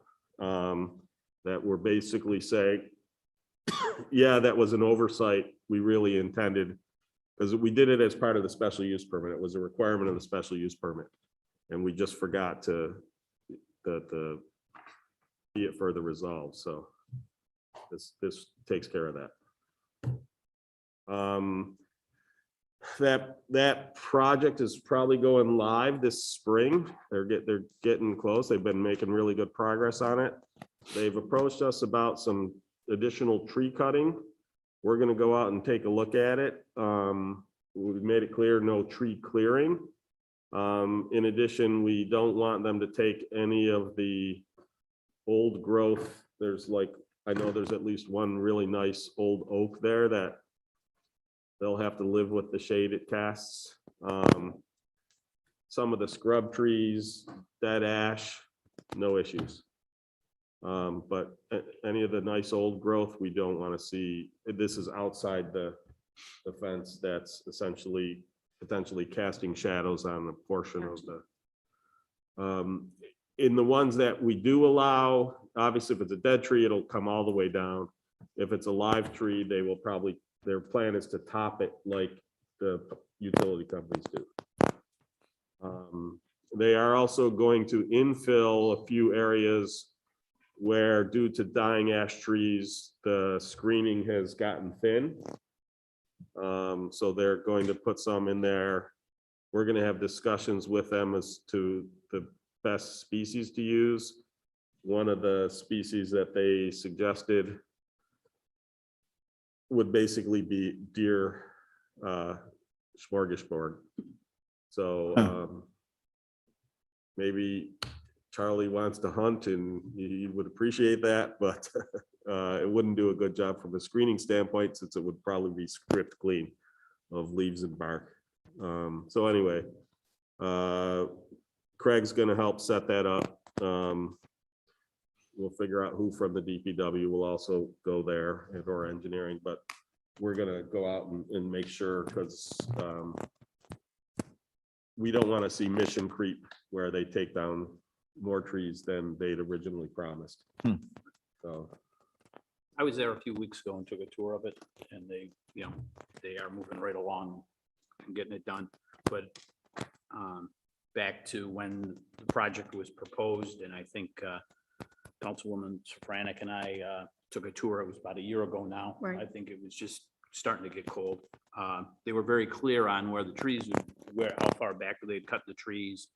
I believe it was on the west side that they were leaving the brush, leaving the scrub trees, so you couldn't see it from the other side. But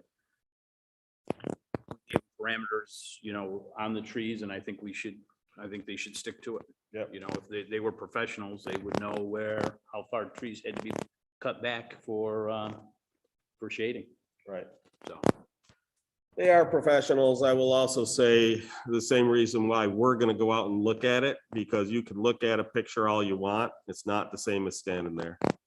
So I get it. And again, we're absolutely, I made it clear to them in my email response back that we're going to hold them to the parameters of basically what was created. With that said, again, if it's a dead ash tree that just has vines growing all over it, then no problem with it coming down, because you wouldn't want that to fall sometime in the future and crash into the solar arrays. There's a whole bunch of these, I call them scrub trees.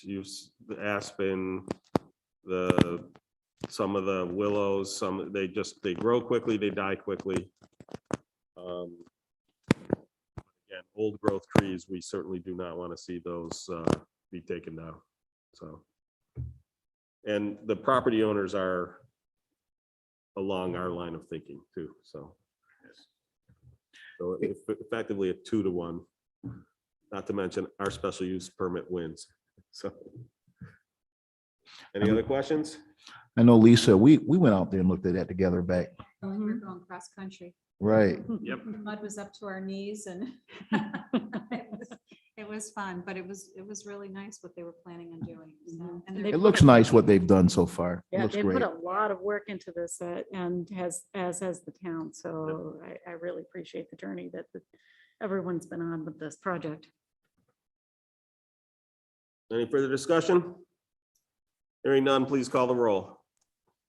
Councilmember Barley, Aye. Councilmember Stafford, aye. Councilmember Safranek, Aye. Councilmember Bolsner, Hi, Supervisor Schultz. All right, Mr. Supervisor, fellow town board members, I have resolution 23-311, 2021 to adopt the 2022 holiday schedules for the town facilities. seconded. any discussion? That one's an easy one. Hearing none, please call the roll. Councilmember Barley, Aye. Councilmember Stafford, Aye. Councilmember Safranek, Aye. Councilmember Bolsner, Aye.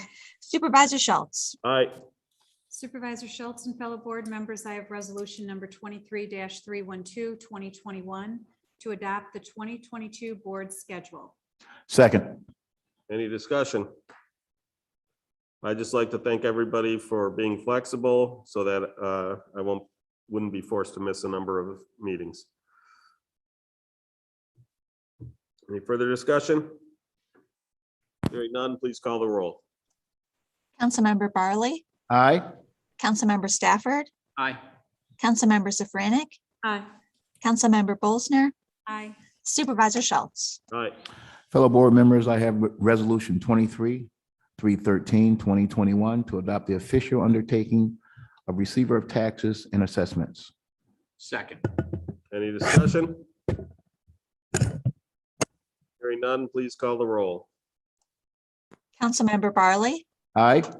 Councilmember Stafford, Aye. Councilmember Safranek, Aye.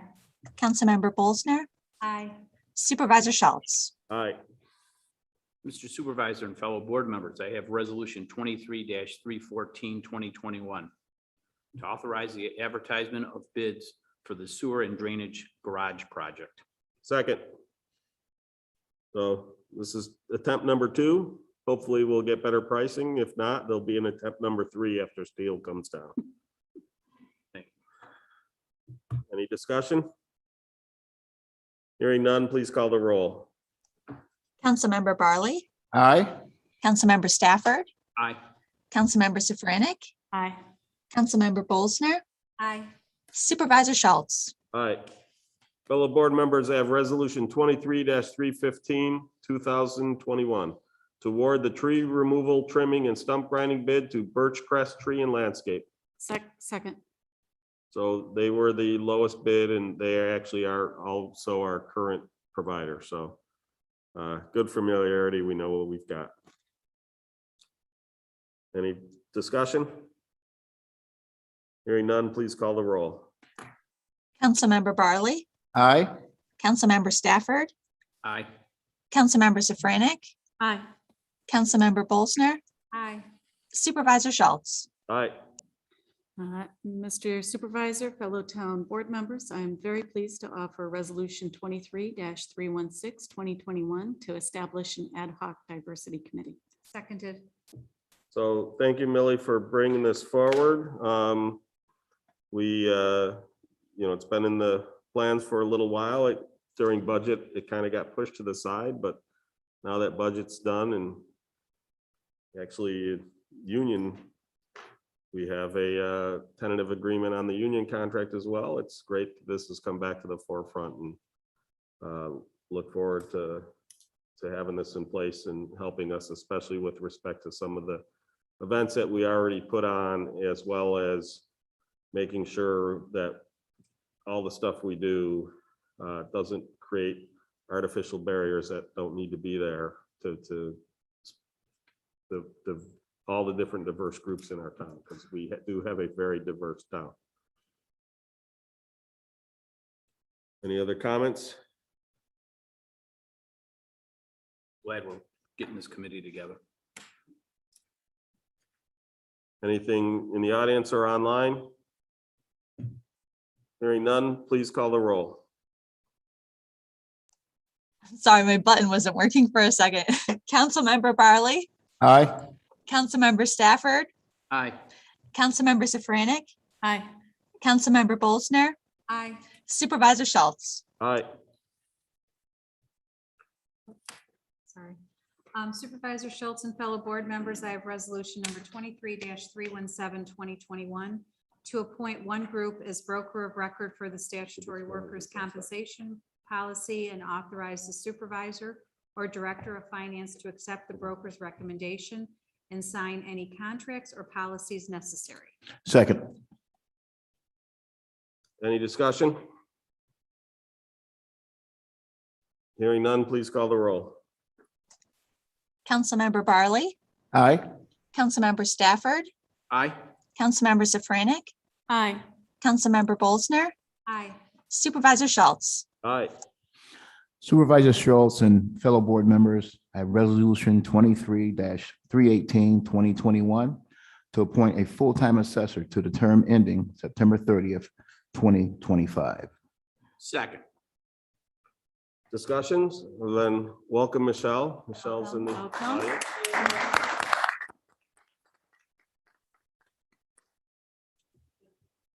So she started work Monday, and as of tonight, she'll officially be the assessor. Congratulations. Congratulations. Any further discussion? Just for anybody out there looking for a field to go into someday with the difficulties of finding an assessor, it's a Well, especially with the age of most of them could be Michelle's parents. There's going to be a lot of aging out in the assessor business in the not too distant future. So congratulations, Michelle, and welcome to Henrietta. Yeah, welcome. Yeah, welcome. Pleased to have you. any further discussion? Hearing none, please call the roll. Councilmember Barley, Aye. Councilmember Stafford, Aye. Councilmember Safranik, Aye. Councilmember Bolsner, Aye. Supervisor Schultz. Aye. Mr. Supervisor and fellow board members, I have resolution 23-319, 2021 to hire personnel. Second. Any discussion? Hearing none, please call the roll. Councilmember Barley, Aye. Councilmember Stafford, Aye. Councilmember Safranik, Aye. Councilmember Bolsner, Aye. Supervisor Schultz. Aye. Fellow board members, I have resolution 23-320, 2021 to authorize the town supervisor to sign the union contract. Second.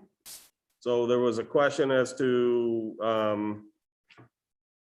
where we are in the tentative agreement. We had an agreement this morning. They asked us to consider a couple things. We made 4 of the changes, didn't make 2 of the changes. It's go back to the union. The reason we're doing it this order is because our next scheduled town board meeting is December 8th, which starts to get dangerously close to the end of the year. And the problem is that, this right now includes some retro pay for the employees. Once you cross that fiscal year calendar, that option goes away. So I'd rather this go out now, get done now. To your question, I think there was an implied question, Robin, if you followed up with an email, I didn't see it. I didn't As see to what anything. happens if the union changes their mind and wants to change something in there, we would need to reapprove this. Right, okay. This is to approve the tentative, for me to sign the tentative agreement as it is now, but only if the union passes it. Okay. So it just shortens the timeline. Hopefully they'll call for a union meeting next week, and hopefully it will pass and I'll be able to sign it, and we'll have the new union agreement in place. So That's all our hopes. I hope that goes through. So does that answer your question, Mike? Yes. Okay. Any other questions? Comments? Hearing none, then please call the roll. Councilmember Barley, Aye. Councilmember Stafford, Aye. Councilmember Safranik, Aye. Councilmember Bolsner, Aye. Supervisor Schultz. Aye. I'd just like to thank all involved, both on management and on the union side, for all the work that's gone into putting this contract. And Mike can tell you that a lot of union contracts look this way. It was clearly a sign of a contract that had been patched and added and stuff all over the place. And it was always problematic for us to be able to find anything. So we went through the Herculean effort of putting it in order. Linda Salpini did a lot of that work. The union then had to go through clause by clause. She had produced a cross-reference for them. So they went back to the old contract to make sure everything was in place, to make sure, nothing had changed. Occasionally we cleaned up some wording, but that the wording changes didn't in any way change the effect of the agreement. There were a couple, I'll call them loopholes for lack of a better term, that we had seen some abuse of over the years. And so we went into this with, these were two of our big wish list items that we wanted cleaned up to prevent that. The union had a couple key wish list items. It took a lot longer to get here than I would have hoped, but the good news is we're here. And hopefully the membership will pass this and we'll have a new union contract in place for the next 4 years, including this one. So again, thanks again to everybody who was involved in that. And that includes a lot of feedback from this board itself. So it's my first ever union contract. So hopefully it gets signed and we get to move on. That concludes the resolutions. Any public discussion? We haven't voted on this, have we? We voted on it? Yeah, we did. All right, well, then I have Yeah. something to say. I just want to say something about the contract. Okay, go ahead. I'm just really glad that, we talk about how great our workers do in the town with the maintenance of our roads and our sewers and everything they do. And I just want to thank everybody for all the hard work they did to get this contract through. I'm hoping that it'll pass through the membership because I think the employees deserve it. And it's great that we gave them retro pay. I think that's great too. And it was something I want to see done before I left the board. So I'm very happy today. Thank you. Anyone else? Go ahead. I hope, I hope they find it a fair offer. I'm not, that's their decision, of course. And hopefully they find it a fair offer. I'm, disappointed. I work with all my members on the union side, outside of town, obviously. And I know how frustrating it can be going without a union contract for some time, and this contract has gone on for close to a year. So I'm happy. I'll be happy if they agree to it. I will say it was certainly not for lack of trying from the town standpoint that we're to the point we're at. Okay. Any discussion items from the public or from the board? Hearing none, do we have any committee or miscellaneous reports? As far as the library goes, just keep watching the website for any new and upcoming events. The numbers that they've had at the library just are unbelievable on how many people are there, taking out books. The meeting rooms are open and they're full all the time. So it's really nice to see the library running at full boat again since we've gotten through COVID. Mostly through COVID. Pardon me? I said mostly through COVID. Mostly through COVID. You're right, mostly. I don't know. I think face masks you still have to wear a face mask at Yeah. the library, Yeah. so be conducive to that. The school district is looking to hold a vote on the plan and development of the Good Shepherd property. So as everyone here knows, we now have the church and the Burger Farmhouse, but the old school building and the connector road that they're looking to put in, as well as some fields and things like that they're looking to develop, and a vote will be coming up shortly. The school district, the town, and the sheriff's office and our crossing guards all got together. I guess it was last week. We've put together a plan to try to address some of the problems that we're seeing in front of the high school. Unfortunately, they involve the New York State DOT. We're hopefully making some progress in there with regards to some temporary solutions. I have also reached out to Assemblymember Bronson and State Senator Gallivan, both of whom have called me back, and we're starting to work on, since we always get told that from the DOT that the warrants don't justify a light, I've asked those two, can you pass legislation that changes the formula for the warrants so that schools get additional warrants so that we can get lights there? Because it seems crazy to me that there isn't a light in front of the high school and there isn't a light at Authors Avenue from out of Sherman where all the school buses have to turn. Again, thanks. We're actually blessed in Henrietta that we have, assembly member and a senator. Even though they're across the aisle, they work together all the time and put Henrietta first. In fact, we've got a couple things coming in that they've worked together on, such as the East River Road sidewalk. As you'll see in the town newsletter shortly, in the 4 years since I've been in office, we've pursued and received over $7.5 million in grants, federal, state, county, a whole bunch of different categories. So, when people ask, how are we able to do all the capital improvements we do and still hold the tax levy flat? That's a big reason why.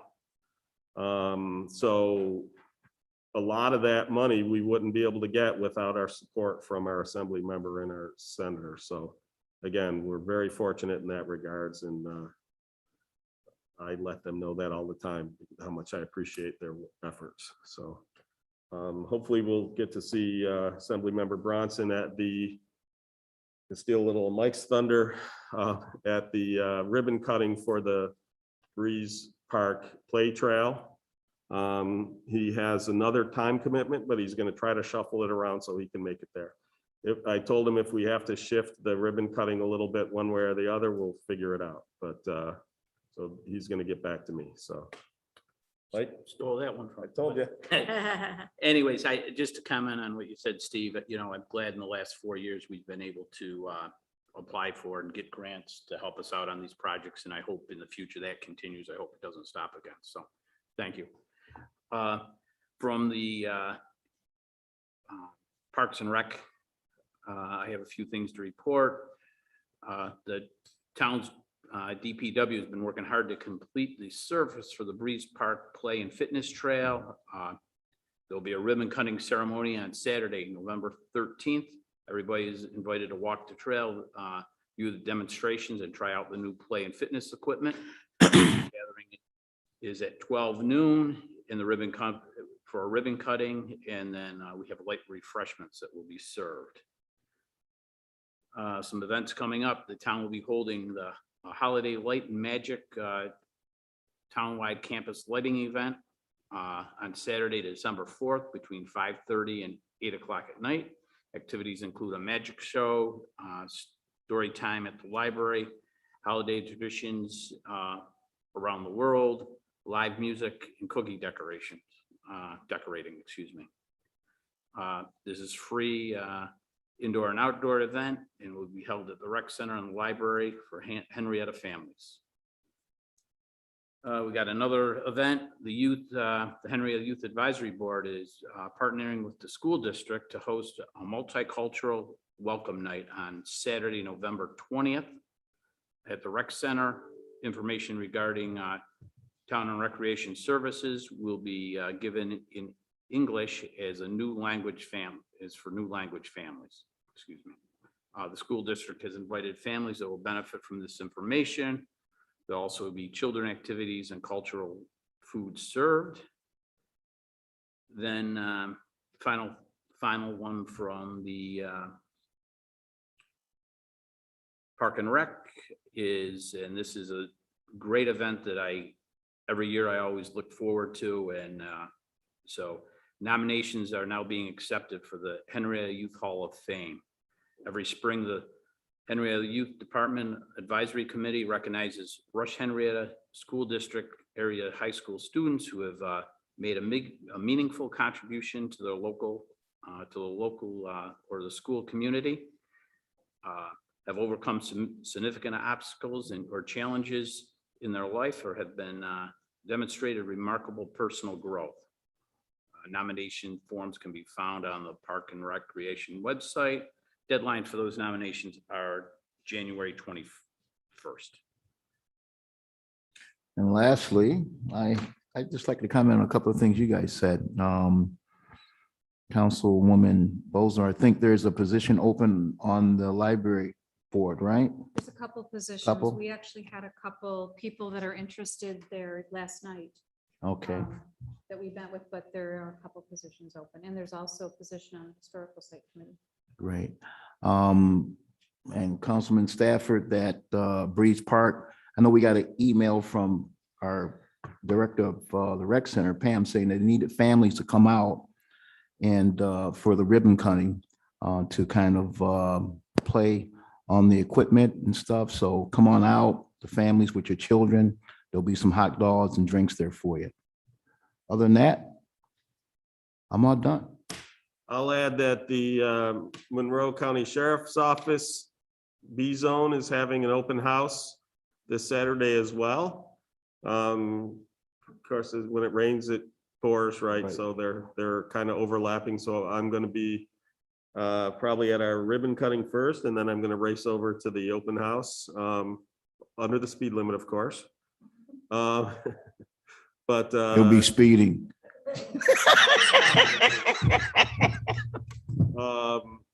So anyway,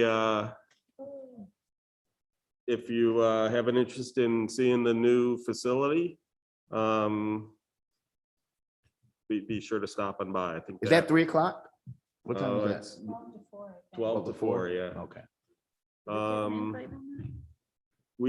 I did also talk with Assemblymember Bronson's staff today. At some point, I told him, let's do it based off of his schedule. We want to do a ribbon cutting. We never did a ribbon cutting for the West Wing because it opened during COVID. So it was such a godsend for having that, those improvements during COVID because it really helped us be able to control, basically keep staff separated, keep the public, servicing one at a time. I'm so glad that it was in place. But he pointed out that we never had the ribbon cutting. And again, that wouldn't have been possible without the $500,000 that we received in the SAM grant that Assemblymember Bronson was integral in helping us get. So we'll do that groundbreaking sometime in the future, or not groundbreaking, ribbon cutting sometime in the future. So I see our two main tenants that's sitting in the back there. So anything else? Yeah, I wasn't done when. You weren't done? I wasn't done. You said it was the last one. No, I was last one for the Parks and Rec. I still have to do my other Okay. committees. CHS, I spoke to Reg Allen concerning, what things going on at the ambulance. Brought up the issue of the healthcare industry kind of being in disarray now, and the difficulty finding help. So if you know anybody that is an EMS looking for work, I'm sure there's not many of them out there. You can try CHS. And you also probably saw Reg on the Channel 10 News being interviewed about the backups at the hospitals. So it takes some time for them to unload patients now while they wait for a room in the hospital.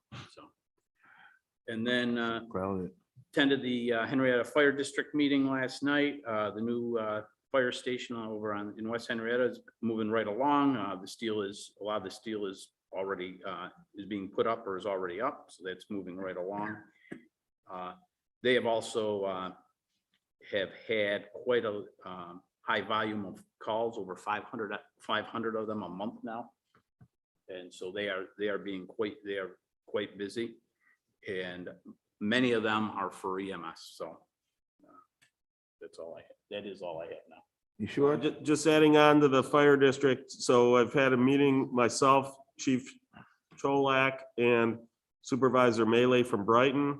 We are pursuing a New York State consolidation grant that basically provides grant monies when you consolidate services, which the consolidation of West Brighton Fire Protection District and the Henrietta Fire District does appear to qualify. It's up to the state, but that would provide some funds that could be used for capital purchases and capital improvements. So if you remember, to keep the tax rate flat, they were going to put off some improvements to Station 4. So my suggestion is that's where we would provide some of those funds. Some would be provided in Brighton. But we'll see what happens. Hopefully it'll get accepted. We're doing that through Monroe County. Adam Bellows' team has really put a push on to pursue these funds. And so, I think it'll be I know the fire district is very excited about it because they were looking at some of those improvements would have to be delayed for a while. So to be able to do it with state funding means it never comes back to the Henrietta taxpayers directly. So again, we'll see what we can do with that. So, but it's great that you got 3-4 entities all working together towards the same goal of saving the taxpayers. Right. Very good. Once again, it's great that we're looking for grants all the time. Anything else? Hearing none, can I get a motion to adjourn? So moved. Second.